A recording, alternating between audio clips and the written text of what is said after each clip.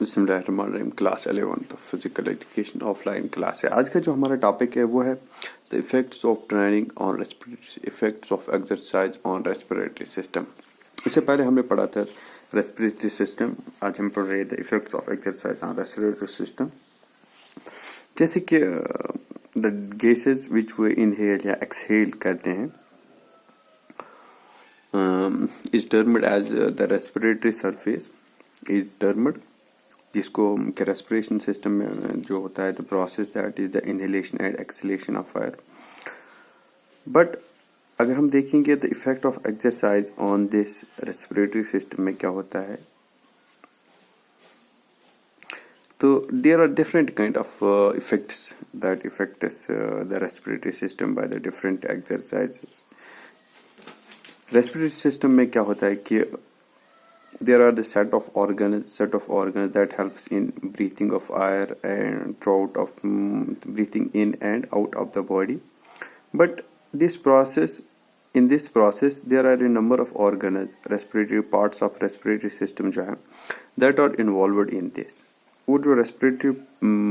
respiratory parts है, the parts of respiratory system, when we continually exercise,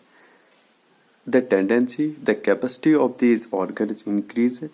and it makes a healthy impact on these respiratory system या respiratory parts इनको बोल सकते हैं। अगर हम first we will look about the aerobic training, how aerobic training can help means those exercises, little bit exercise, aerobic exercises जो हम little bit exercise करते हैं, walking, jogging, like these simple exercises, how it can help to improve the respiratory system. First we will look that जो diaphragm होता है which helps us in inhalation and exhalation, जो lungs के नीचे एक diaphragm एक sheet जैसा होता है। when we make an aerobic activity तो उससे क्या हो जाता है, when we inhale and exhale it is helped by the diaphragm की मदद से हम inhale exhale कर सकते हैं। it plays an important part। जब when we play an activity it needs much more inhalation and exhalation भी ज़्यादा हो जाएगी, तो उससे क्या हो जाए, जो डायफ्राम होता है और इंटरकोस्टल मसल्स होते हैं around the muscles that are around this part, तो they gets much more stronger,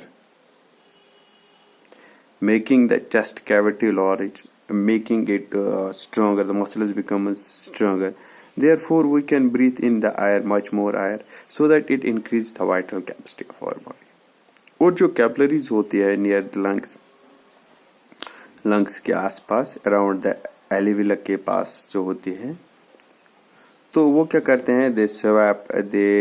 reduce the CO2 और उनको या एक्सचेंज चाहे OT एक्सचेंज हो या ऑक्सीजन एक्सचेंज हो, O2 या CO2 कार्बन को एक्सचेंज करने होता है, it becomes quicker, it becomes gas exchange जो होता है, it becomes so much quick, so that it becomes so much quick, that is the benefit of the, अगर हम aerobic form of training की बात करेंगे। दूसरा होता है when we perform the regular exercises, उससे भी it affects a lot, जैसे कि कोई भी physical activity हो या sports activity हो, it affects a lot respiratory system, क्योंकि it makes the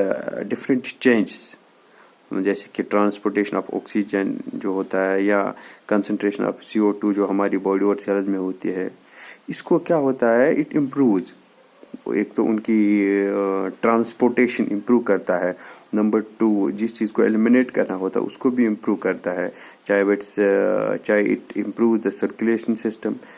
with the help of circulation system reaches each and everywhere and it improves the musculatory system। There are different points। Number first अगर हम बात करेंगे, that is it improves the tidal volume, the volume of air which we inhale, which we intake, जो हम intake करते हैं, it improves। कैसे it improves? first the thoracic cavity, जो cavity, the strength of our throat, या जो lungs की capacity होती है, that is increased, tidal volume में increase हो जाता है। How it becomes the tidal volume when there is increase in the lung volume. जब lung volume में increase हो जाता है, when we inhale, when we make any activity, जब हम कोई activity करते हैं तो we needs much more oxygen, much more air. जब हम ज़्यादा से ज़्यादा सांस लेते हैं तो ये तो lung की capacity भी increase करता है tidal volume भी. Vital capacity means the total lung capacity. It improves, general improvement is going by the training. General improvement हो जाती है ट्रेनिंग में किस चीज़ की vital capacity because it improve due to the training this is improved by the different inspiration चाहे inspiration हो चाहे इनहेल हो या एक्सहेल हो it reserves volume it increase the volume our vital capacity the lung capacity is increased चाहे aerobic capacity means when we perform the different aerobic exercise से क्या होता है aerobic capacity increase हो जाती है individual perform moderate exercises for longer durations he did not feel the pain stiffness tiredness when he have a proper respiratory system improved gas exchange means जब हम training देते हैं तो new capillaries are open when we perform activities तो उससे क्या हो जाता है सर्कुलेशन इंप्रूव सर्कुलेशन से क्या हो जाती है कैपिलरीज ओपन हो जाती है जब वो कैपिलरीज ओपन हो जाती है तो उससे क्या हो जाता है द डिफरेंट एफिशिएंट गैसेस जो होते हैं जो हमारी बॉडी की ज़रूरत होते हैं वो they will reach to their places और जो गैसेस हमें ज़रूरत नहीं होते हैं they will extract them according to the need और इससे क्या होता है it will decrease the fatigue थकावट इसको बोलते हैं फास्ट रिकवरी फास्टली हो जाती है due to vital capacity increase in the vital improvement in vital capacity improvement in vital capacity circulation से इससे क्या हो जाता है it increase the tendency it increase the capacity it increase the endurance improved maximum oxygen intake इससे क्या हो जाता है कि we can intake the maximum oxygen we can cool down when we perform any activity we did not feel the oxygen debit जब हमें आदत होगी इस चीज़ की इनटेक करने की much more oxygen से it makes it increase the direct capacity it increase the maximum volume